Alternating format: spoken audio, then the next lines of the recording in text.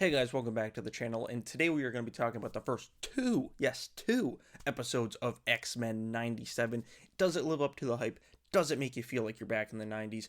Does it have a good story? How's the animation? We're going to talk about it all right after you hit that subscribe button and like the video as we continue approaching 300 subscribers. Now, let's dive into X-Men 97. And to answer one of those questions right off the bat, yes, this show transports you right back to the 90s, like just from the opening intro to the feel to the animation. It just sucks you right back to the 90s, and it felt so damn incredible. And that's coming, I have a unique perspective on this show, as I'm sure some others do that we'll be watching. I've never really watched the original X-Men series. I've seen a couple episodes here and there, but it was a little bit before my time. I was born in the late 90s, and it just wasn't really on. Like, I watched Spider-Man the animated series, I watched Batman the animated series, Power Rangers. X-Men was never in the rotation for whatever reason on channels like Jetix and stuff like that. It just Fox Kids. I never really saw it on there, or at least maybe I just didn't, have time to watch it or something as a kid. So I've seen a few episodes, but this show definitely makes me want to go back and watch it, as I'm a huge X-Men fan. My X-Men cartoon was X-Men Evolution as a kid, and Wolverine in the X-Men. So watching this one, it felt different, it felt fresh, and it like, I can tell it's a continuation. Like, it's a new show. I'm not lost by any means. Maybe it's because I'm such a big comic book reader from the X-Men, but I'm not lost. But I can tell, like, there's some threads from the original show carrying over that I definitely want to go back and rewatch, so I can kind of have the full experience like many of you of having. But like I said, it transports you right back to the 90s. We get a fresh new Marvel animation, Marvel Studios logo that looks really cool. The beginning is very topical with, the what are they called, the Friends of Humanity, I think that's what the group is called. But it's a group of extremists that are like kidnapping mutants, torturing them, beating them up, literally just because they're different. Like, they did nothing to them, but it's just because they're different. Now, how topical is that? Not just here in America, but everywhere in the world. That's very topical right now. Things are going on, things are crazy, and this show is just as topical as it was in the 90s. And then people that watched the OG series, I don't know if this was a thing that happened at the end of that, but Jean Grey's pregnant, which was a big shock to me. And my first thought was, I wonder if that's Nathan Summers right there. Because we got Bishop, Cable Bishop. Like, that would be a good storyline to see down the road of this show. And we'll talk more about that once we get to episode 2.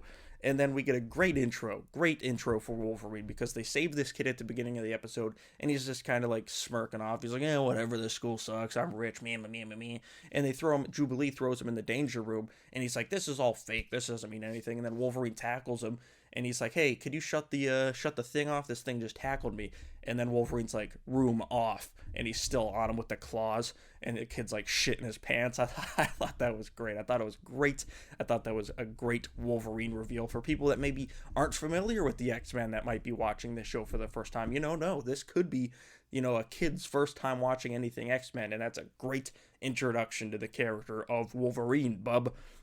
And then I thought this was really cool, we get a painting of the OG, like, comic book X-Men in their OG yellow and blue uniforms. You had the whole lineup there. You had Iceman, Beast, back before he was blue, when he was just a big, bulky human, Jean, Scott, and Angel alongside their professor. And like I said, I'm a big X-Men comics fan, and that's where I got my start in the X-Men world, was back in the original stuff. They used to send, like, these, I don't know what format they'd even be called, but they were like this big. They were like miniaturized comics of like classics. That's how I got started on Spider-Man and X-Men, obviously. And they used to send them in the newspaper to my grandma's house, and she would save them for when I came over. And that's how I kind of first got into comics.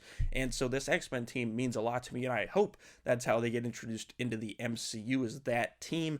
Maybe update the costumes a little bit, but I hope that's kind of like the core team. And Angel, who I feel like is an underrated X-Men, is one of my favorites, and Iceman is my favorite X-Men. So I hope he maybe shows up in the show. I don't know if he ever showed up in the original, but it'd be cool to see Iceman, as he is one of my favorites, as I said. And then a big thing in this first episode is the classic Wolverine and Cyclops feud over Jean, over just about everything. They're like big brother, little brother, do they just argue and bother each other about every single thing they possibly can. And it was just great to see because I always love their banter, no matter what the format is in the X-Men show. And then we get an appearance from Angel, even though it's just Morph turning into him. I still love that we got to see a little bit of an Angel appearance, and I thought that was really, really cool.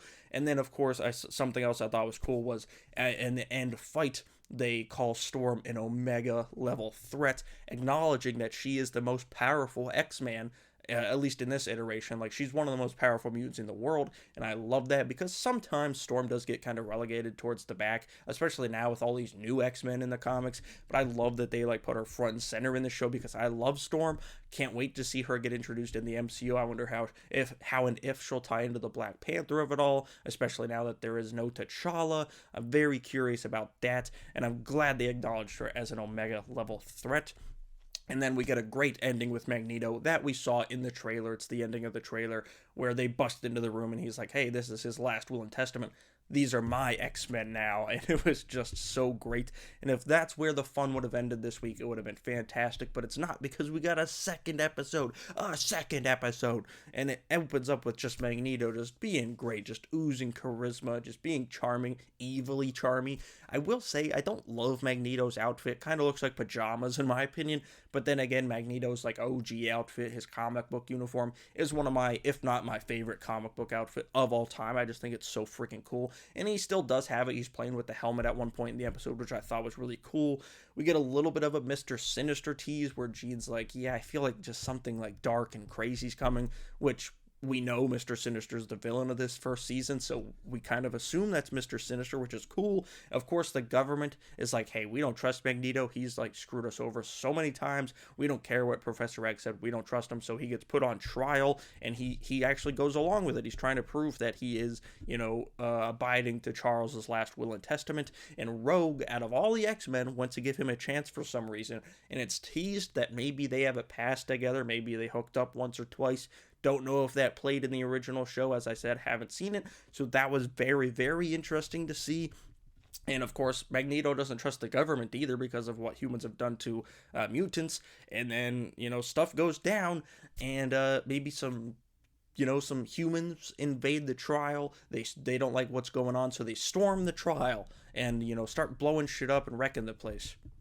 Remind you of anything from, the last few years? I don't know. I'm not saying what, but if you know the news, if you're into politics, you might be able to say what I'm talking about there. But of course, Magneto's like, nah, screw this. And he takes control of the whole situation and ends up saving everyone and not overly hurting anyone, which is good because he's showing that he does want to lead the X-Men. He does want to, show respect to Charles's last wish. And then Jean and Logan are still at home, and Jean is like, Logan, we're having the baby. And one of the best moments of the whole episode this week was Jean's like, Logan, he's coming. And Wolverine hops off the couch, rips his claws open, and he's like, who? Apocalypse? And she's like, no, more on the baby. And it was just a great bit of humor, just classic Wolverine and Jean banter. It was so good. Wolverine gets her to the hospital, and it's confirmed that this baby is Nathaniel Summers. So Cable, and we'll have to see how that plays out with Bishop, and maybe that'll be season 2 as maybe like a futuristic kind of storyline. We'll have to wait and see. Storm gets shot in the battle, and the storming of the Capitol type situation. Yeah, that's right, I just said it, I don't care. And she actually loses her powers. They now have instead of a power dampening cuff, they have bullets that dampen your powers and seemingly take them away forever. I doubt she'll lose her powers forever, but we'll have to wait and see how that turns out. And then she leaves the X-Mansion, changing the team forever. And then we get a big reveal that Magneto and Rogue were in a relationship, and Magneto can touch Rogue, and Gambit sees her leaving Magneto's office, so that's setting up, a weird dynamic between the three of them for the rest of the season. And then we get this big, huge cliffhanger where Jean's revealing to the team that, Storm is gone, she has left the team, left the mansion, and then they get a knock on the door, and who is it?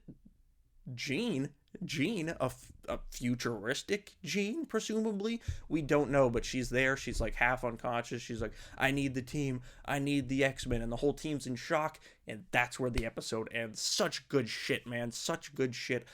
As someone who has not seen the original X-Men animated series, I loved these first 2 episodes. I thought they were incredible, really captured the comic book feel of the X-Men, and I'm just glad the X-Men are back in the zeitgeist because they were kind of out of it for a while, and now with the X-Men relaunch coming in the comics, this show, them slowly being introduced into the MCU. We had Beast in the Marvels, now we're getting Deadpool and Wolverine here in a few months. It's just really cool to see one of my favorite comic book teams back in the pop culture lexicon. It was just 2 great freaking episodes. If the whole season can keep this up, man, oh man, will I be definitely checking out the original series because this was great. Let me know what you guys thought of X-Men 97, the first 2 episodes, down in the comments. And if you want me to wrap, all the episodes, if you want to talk about this weekly, let me know that down in the comments below. This video ran a little long, but what can I say? I got excited. This show kicks ass. Make sure you subscribe to the channel and like this video as we continue approaching 300 subscribers. Thank you all, guys, for sticking around for this whole 10.5 minutes. I'll see you guys right here next time.